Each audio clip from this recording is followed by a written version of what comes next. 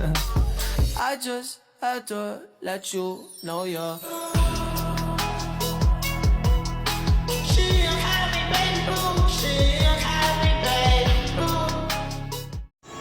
Hi guys, this is Jody and today we're gonna cook sarsadong isda. My favorite, your favorite, our favorite ulam. Here's our ingredients. We have galunggong, sliced garlic, sliced onion, and sliced tomato. Ngayon, magpiprito na tayo ng isda. Hi guys, ngayon magpiprito na tayo ng isda.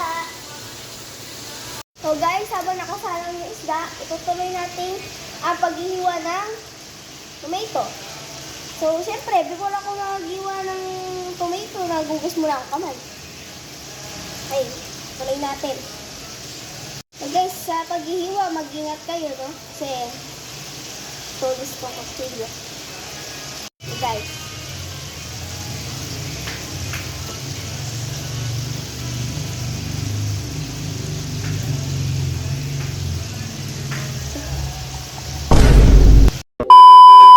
so guys, tapos na natin hiwain ng tomato. Yan, wait na lang natin yung isda. Salang pa.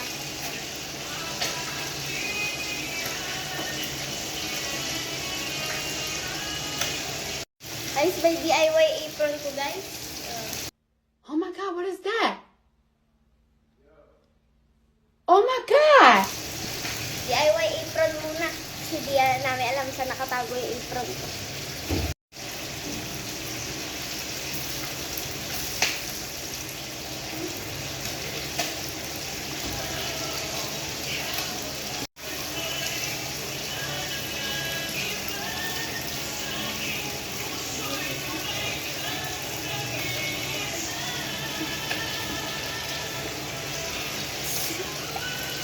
So guys, nahanap na yung apron ko.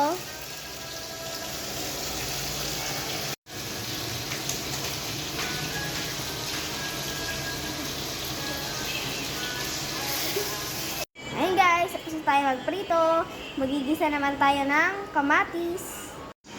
So ayun guys, magigisa na tayo ng kamatis. So syempre, yung na natin ng bawang at sibuyas.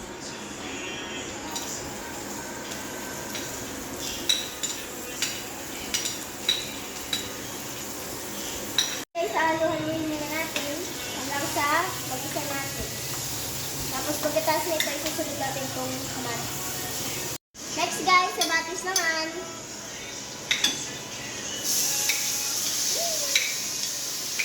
Guys, hintayin natin mag-isa itong kamatis bago natin ilagay yung isda. So guys, lalagyan natin siya ng asin. Pero bago yun, hugas na tayong kamay.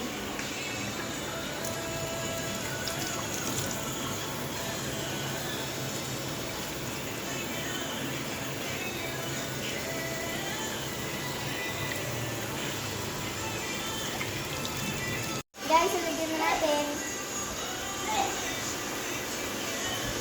So guys, pwede na natin ilagay ang isda.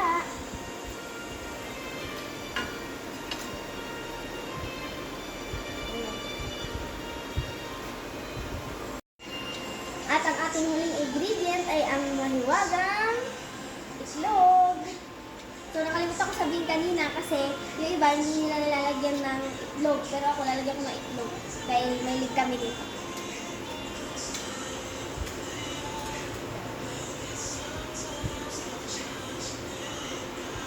Rolling natin konti. Done na guys. Dala tayo sa sarsadong isda. Ayan guys, nakahanda na yung lamesa. Ready to eat na tayo. Diyan, kakain na. So ayan guys, kakain na kami. Wala tayo ng ulam ko. Ayan, ito na konti na. Ayan guys, kakain na tayo.